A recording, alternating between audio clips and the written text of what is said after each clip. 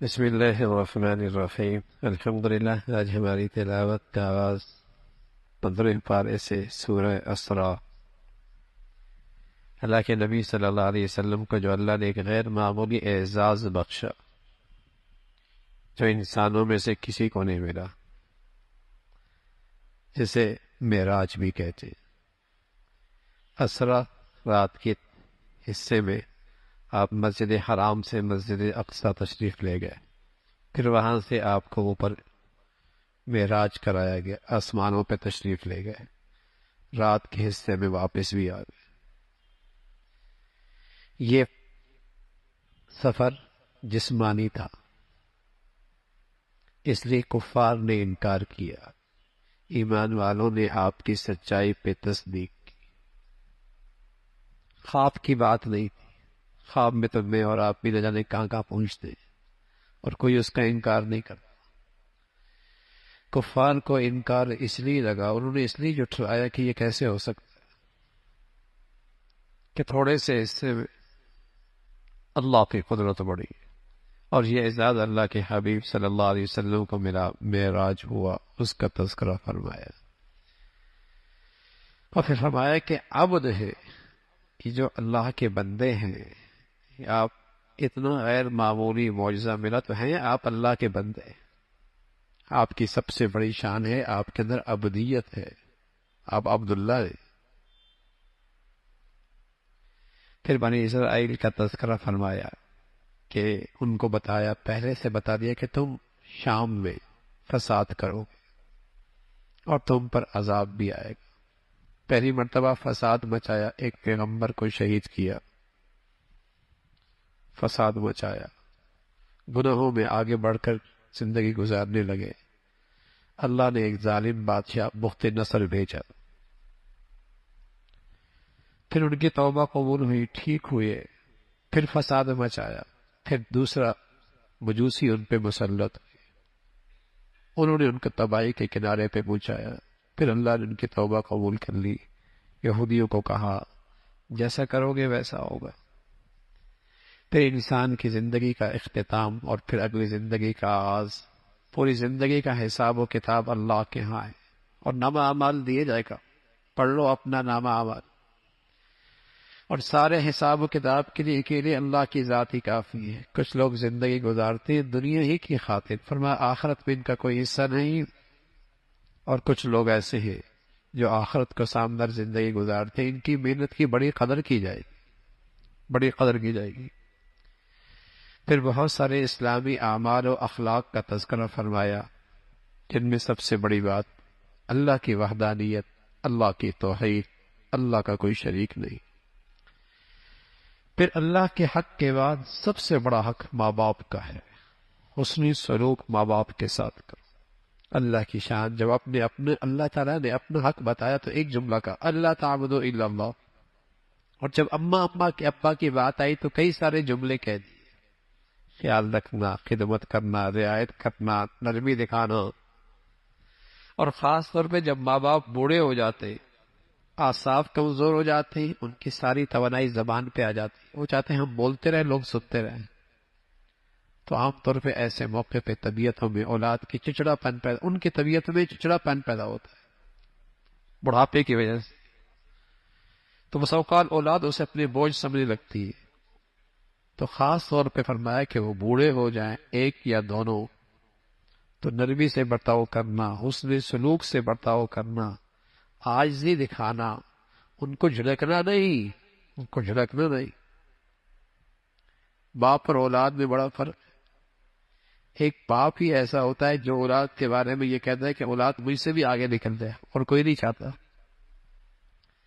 ایک باپ ہی ایسا ہوتا ہے جسے اپنی اولاد سے ایسی خیرخواہی اور سچی محبت ہوتی ہے، وہ کہتا ہے اولاد مجھ سے بھی آگے نکل جائے۔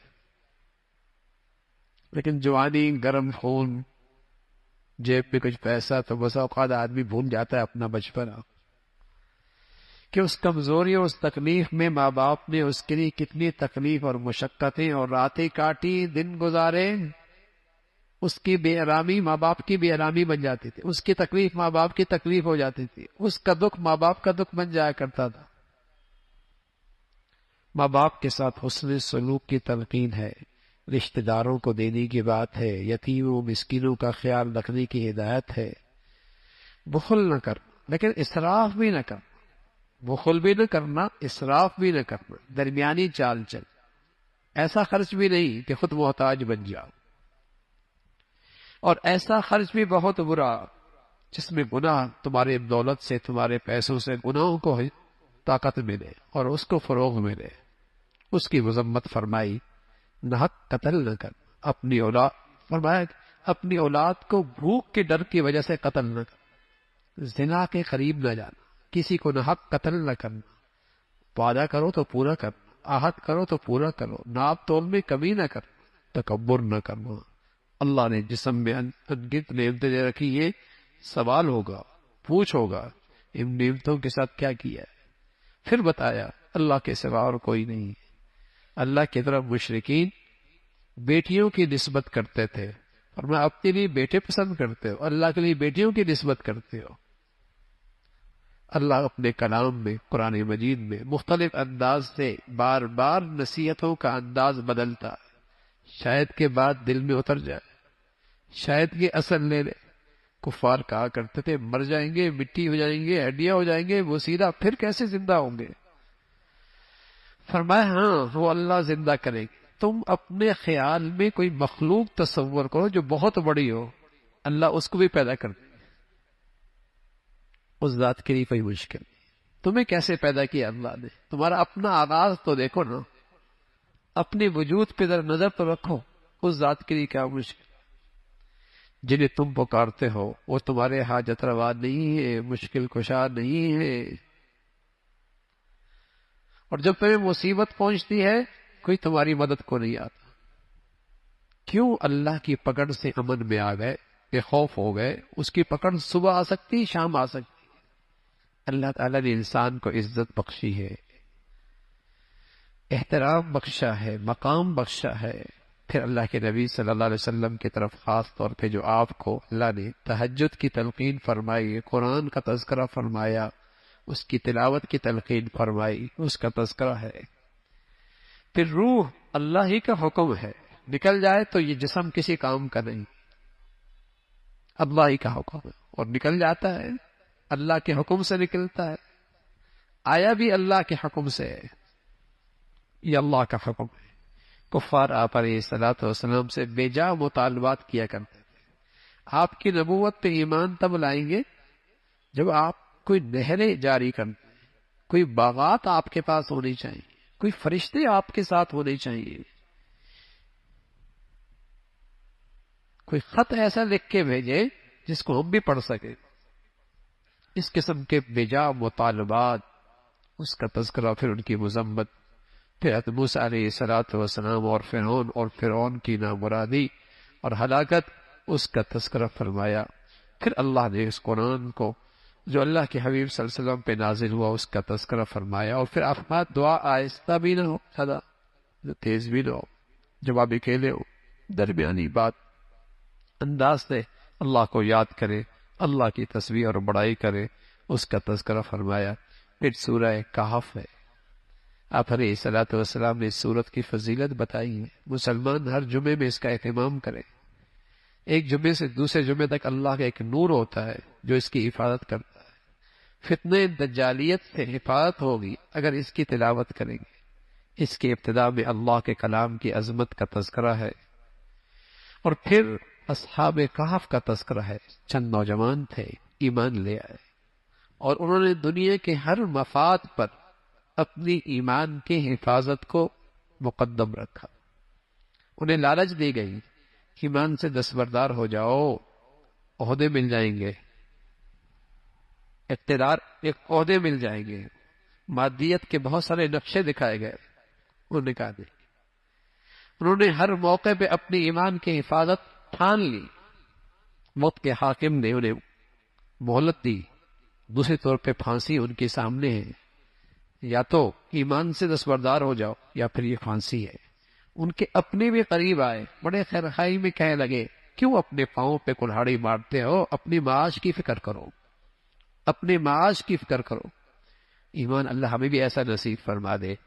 کہنے لگے جو ذات ہے ربنا رب السماوات والارض، جو زمین و آسمان کی مخلوق کو کھلاتا اور پلاتا ہے وہ مجھے بھی پال لے گا۔ سب سے بڑا آج دنیا میں معاش مسئلہ ہے، اور ہر فتنہ معاش کی معیشت کی سواری پہ سوار ہو کے آ رہا ہے۔ اس لیے مسلمانوں کی بیٹیوں کی حیا لے لی، نوجوانوں کا شباب لے لیا، عزت لے لی، آبرو لے لی، ایمان لے لیا۔ کیوں؟ معاش، معیشت۔ اگر یہ مسلمان کا یقین ہو جائے پالنے والا تو اللہ ہے، کیا اس نے ماں کے پیٹ میں نہیں پالا؟ تو زمین و آسمان کے پیٹ میں پالنا اس کے لیے کیا مشکل ہے؟ تم نے کون سی صلاحیتوں کا مظاہرہ کیا جس ذات نے تمہیں اندر زندگی دی اور زندگی کے اندر غذا بھی دی اور تمہیں توانائی بھی دی؟ تم دنیا میں آئے تو ہر طرف تمہاری محبت دلوں میں پیدا کر دی۔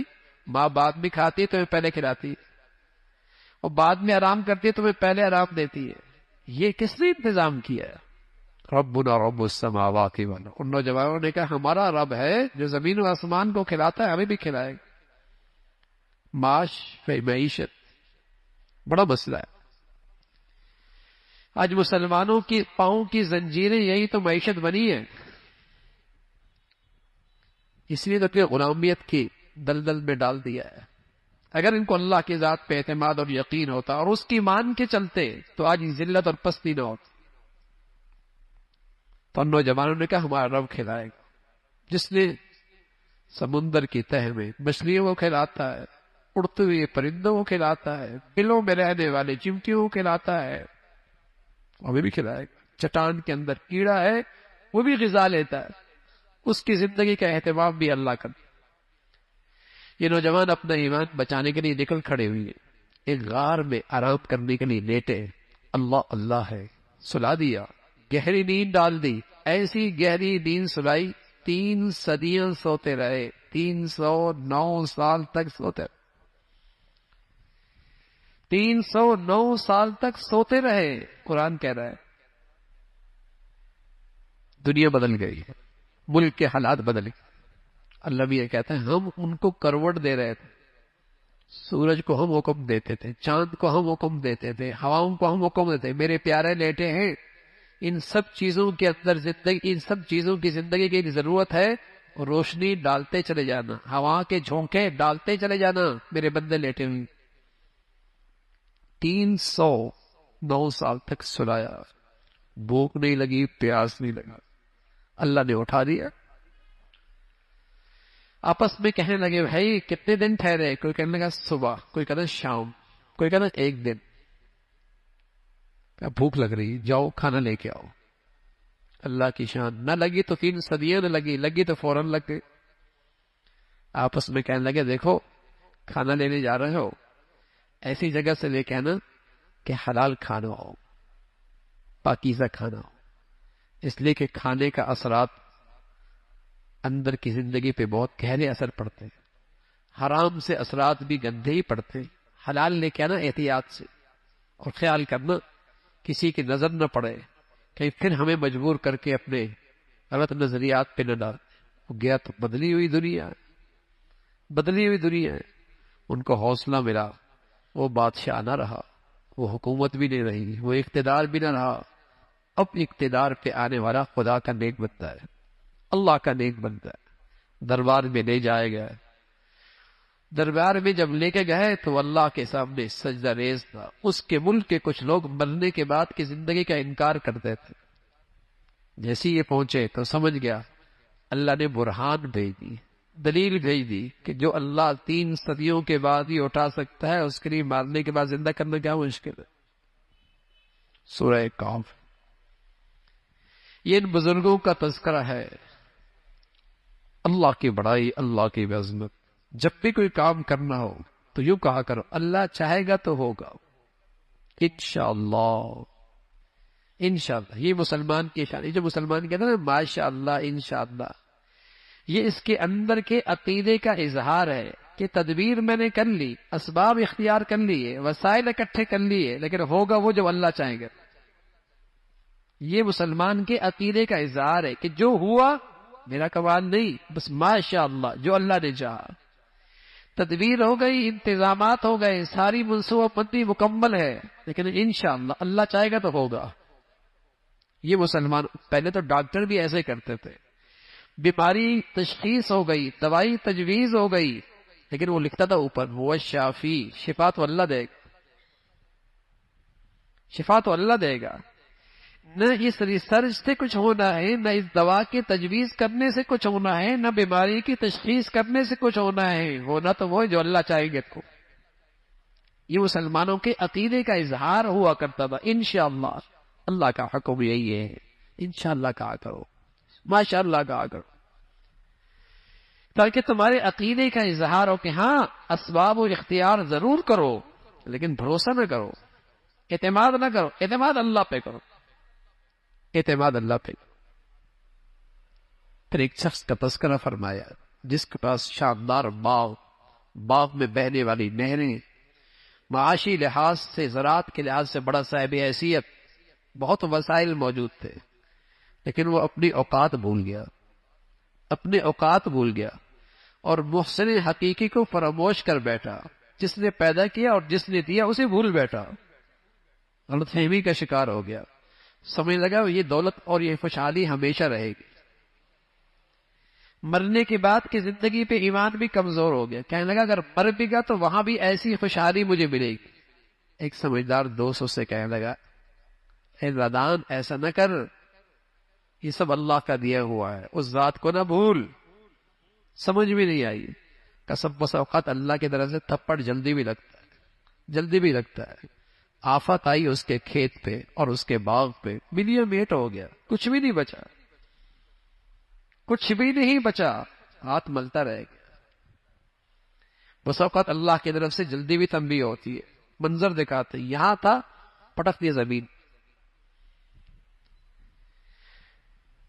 ساری کائنات ہی بدل گئی اس کی زندگی کی، دیر نہیں لگتی بھائی، بس اس کی نظر رحمت رہے، نظر رحمت رہے، ذرا سی نظر ہٹی دنیا تماشا دیکھے۔ قرآن کہانی نہیں بیان کرتا، سبق دیتا ہے، رہنمائی کرتا ہے، اور پھر آخرت کا تذکرہ فرمایا۔ انسان کی زندگی کی مثال تو ایسی ہے، بارش ہوتی ہے زمین پہ سبزہ ہوتا ہے، سبزہ ہونے کے بعد زمین پہ کھیت خوبصورت ہو جاتے ہیں، لیکن پھر پک جاتی ہے، پھر کٹائی ہوتی ہے، اور ایک وقت ہوتا ہے نہ وہ نشان کھیتی کی مٹ جاتی ہے۔ کیا بویا تھا، کیا پکا تھا، کون سی کھیتی تیار ہوئی تھی۔ انسان بھی پیدا ہوا، جوان ہوا، تذکرے ہوئے، شہرت ہوئی، نام ہوا، ایک دن جائے گا، سب ختم، کوئی نہیں پوچھے گا۔ پھر یہ انسان کی زندگی کی حقیقت۔ پھر اللہ رب العزت نے تذکرہ فرمایا، اللہ رب العزت اپنی قدرت کی نشانیاں پیش کرتا ہے، بار بار ذکر فرماتا۔ پھر حضرت موسیٰ علیہ السلام کا خاص تذکرہ، جب انہیں پتہ لگا کہ سمندر کے کنارے ایک بزرگ ہیں، اللہ کے خاص بندے ہیں، حضرت خضر ہیں، جن کے پاس وہ علم بھی ہے جو موسیٰ علیہ السلام کے پاس بھی نہیں، تو تلاش کرنے نکلے، سمندر کے کنارے پہنچے، ملاقات ہو گئی اس اللہ والے سے، اس بزرگ سے، خضر سے، درخواست کی کہ میں کچھ دن آپ کے ساتھ رہنا چاہتا ہوں، مجھے اپنے ساتھ رہنے کی اجازت دے دیں۔ حضرت خضر علیہ السلام نے قبول فرمائی، لیکن شرائط لگائے ہیں، ٹھیک ہے بھائی، جو دیکھنا سوال نہ کرنا، جو بھی دیکھنا سوال نہ کرنا، خاموش ہونا۔ حضرت خضر علیہ السلام نے یہ بات کہی تو حضرت موسیٰ علیہ السلام نے قبول کر لی۔ وہ جانتے تھے اللہ کا نیک بندہ کوئی غلط تو کرے گا نہیں، تو قبول کر لی، ٹھیک ہے ساتھ رکھیے، اپنے ساتھ رہنے دیجیے، سوال نہیں کروں۔ اللہ کی شان، کشتی پہ سوار ہوئی ہے، اور کشتی والوں نے کرایہ بھی کوئی نہیں لیا، لیکن حضرت خضر نے اس کشتی کا ایک تختہ نکال دیا، اور موسیٰ علیہ السلام سے خاموشی کہاں برداشت ہو، اس نے احسان کیا اور ہم نے نقصان کر لیا، اس نے کرایہ بھی نہیں دیا، احسان کیا اور ہم نے نقصان کر دیا۔ بول پڑے یہ کیا کیا ہے، کہا نہیں تھا نہیں بولنا، کہا معاف کر دو، اب نہیں کروں۔ آگے گئے، اللہ کی شان، ایک بچہ کھیل رہا تھا، اس کی گردن اس کے جسم سے جدا کر دی۔ موسیٰ علیہ السلام کے بعد جو شریعت کا علم تھا اس کے مطابق تو یہ سمجھ میں نہیں آیا، فوراً سوال کر لیا یہ کیا کیا آپ نے؟ بے قصور بچے کی جان لے لی، اس نہتے بچے کی جان لے لی۔ کہا نہیں تھا کہ آخری موقع ہے، ایک مہلت اور دے دے۔ اللہ کی شان، ایک دیوار کے پاس پہنچے، ایک بستی میں پہنچے، کھانا نہیں پیش کیا، بڑے بے مروت تھے، اس سے واپس نکلنے لگے تو حضرت موسیٰ علیہ السلام خضر نے فرمایا دیوار گر رہی ہے، اسے کھڑا کرنا ہے۔ مزدوری کرتے ہیں، پتھر اٹھاتے ہیں، اس دیوار کو ٹھیک کرتے ہیں۔ حضرت موسیٰ علیہ السلام پھر بول پڑے، یہ کیا اتنے بے مروت، اور پھر ان کے ساتھ احسان۔ فرمایا ھذا فراق بینی و بینک، اب تمہارا ہمارا جدائی۔ لیکن جانے سے پہلے آپ کو یہ بھی بتا دوں کہ ان تینوں کی وجوہات کیا تھی۔ جہاں تک وہ کشتی کا معاملہ تھا، حضرت خضر کے پاس وہ علم تھا جو فرشتوں کے پاس تھا، تکوینی علم تھا، تکوینی علم تھا۔ اور موسیٰ علیہ السلام کے پاس شریعت کا علم تھا، ان کے پاس تکوینی علم تھا فرشتوں کا۔ وہ جو پہلا مسئلہ ہے کشتی کا، اس نے ہم ساتھ احسان کیا تھا، ہم نے بھی احسان کیا، اس لیے کہ آگے ایک ظالم بادشاہ تھا جو کشتی بے عیب ہوتی تھی وہ چھین لیا کرتا تھا، اس کو عیبدار کر دیا تاکہ اس کی مزدوری چلتی رہے، وہ بچہ وہ ماں باپ کے لیے فتنہ بننے والا تھا اور ان کے ایمان کے لیے خطرہ بننے والا تھا۔ اللہ کی چاہت ہوئی، اللہ اس ماں باپ کو نیک اور صالح اولاد اس کے بدلے میں دیتے، اس لیے اللہ نے یہ فیصلہ کروایا۔ جہاں تک تیسری بات ہے دیوار کھڑی کر دی، اس دیوار کے نیچے یتیم بچوں کا خزانہ تھا، گر جاتی لوگ مال لوٹ لیتے، جوان ہو گئے اپنی مال کی حفاظت کر لیں گے، اللہ کی طرف سے حکم آیا ان کی حفاظت کر لو۔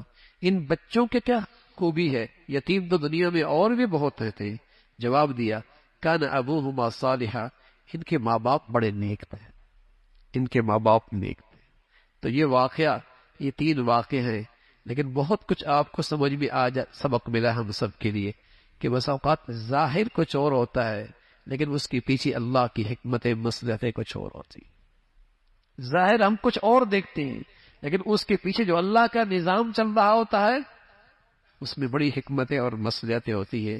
اور ساتھ یہ بھی بتا دیا کہ اگر ماں باپ نیک ہو تو اللہ ان کی اولاد کے رزق کا انتظام ماں باپ کی نیکی کی برکت سے ان کے مرنے کے بعد بھی اس کا انتظام کر لیتے ہیں۔ ماں باپ کی نیکی کا اثر اولاد تک جاتا ہے۔